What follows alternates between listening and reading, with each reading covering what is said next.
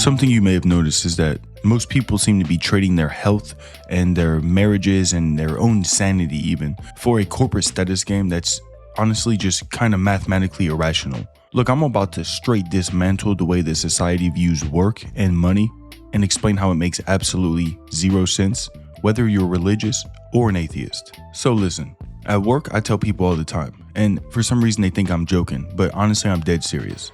I say if you paid me the exact same paycheck, down to the cent, I would literally quit this desk job and go smash rocks with a sledgehammer or pick up trash on the side of the road or even dig a hole.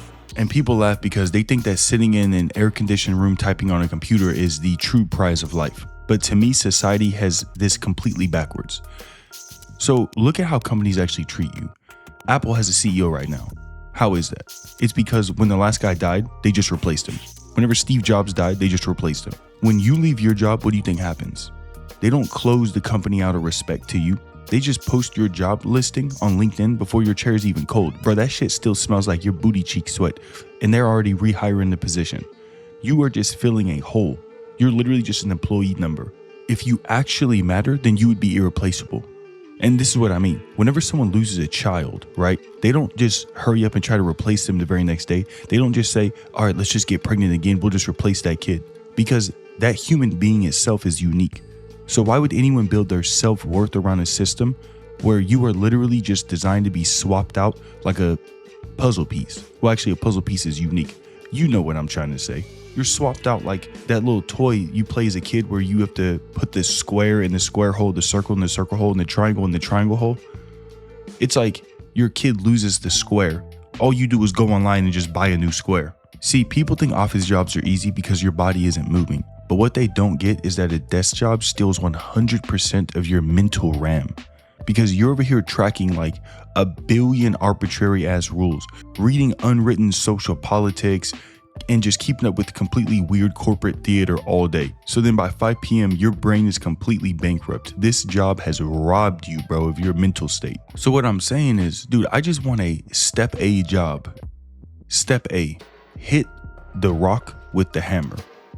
Step B, there's nothing left. You're done. Cause see, when your job is simple and physical, you just trade your muscle, but you get to keep your mind.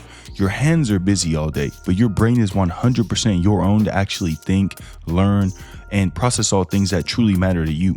The corporate world tricks people into trading their actual mental capacity and mental life away for the comfort of a swivel chair.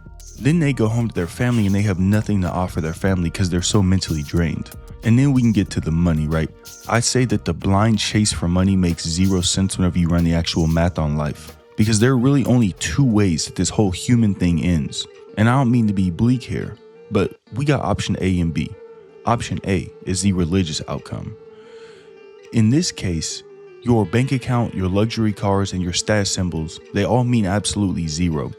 Because the only thing that carries over is your character, right? Your morality, who you were on earth. You could say just like the lessons that you learned and who you became, who the flower, bloomed into. And this is just any religion. I'm saying I don't know any religion that says, oh yeah, you get to take all your luxury items with you to the afterlife. So option A, it's just all your tangible stuff just goes into the dirt. So who cares about it? Then you have option B, the scientific outcome. If religion is wrong and like we'll just say that science is correct, then whenever you die, you just die. You go right into the dirt and your consciousness resets to zero.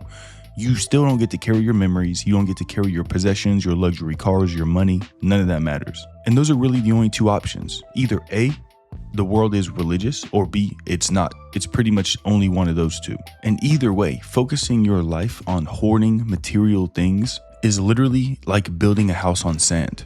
Because you're trading your finite time, you're trading your heart, your health, your mental capacity and well-being for a foundation that just gets washed away the second that you cross the finish line.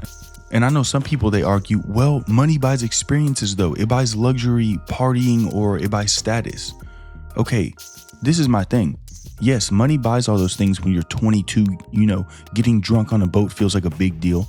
But by the time you're 70, those passing chemical highs are gone. You're not going to sit on your deathbed and think, Man, I'm so glad I worked 80 hours a week so I could do shots off of a model's belly button on that yacht. You're gonna look back and think, dog, that was a huge waste of my time. Because what I'm saying is real status is not people envying what car you drive. Real status is becoming that wise, grounded person in your 50s, 60s, or 70s. You know, someone who mastered their own anger, someone who solved their own mental gaps and flaws and corrected their mental errors. You know, someone who truly has wisdom to pass on to their community or their children and the newer generations. And if I'm being confusing, I'll try to tie it in with a reference. Think of Mike Tyson. Whenever he speaks today, millions of people tune in. And it's not because he's flexing his money or anything or his luxury items. It's because he went through the fire. Mike Tyson had to drop the fake status games and gain true wisdom and mastery of life itself. So now whenever he speaks, he turns heads and people listen. So what I'm saying is that your job is just a transaction. You give them labor, they give you currency so you can just go pay your bills, and then you leave.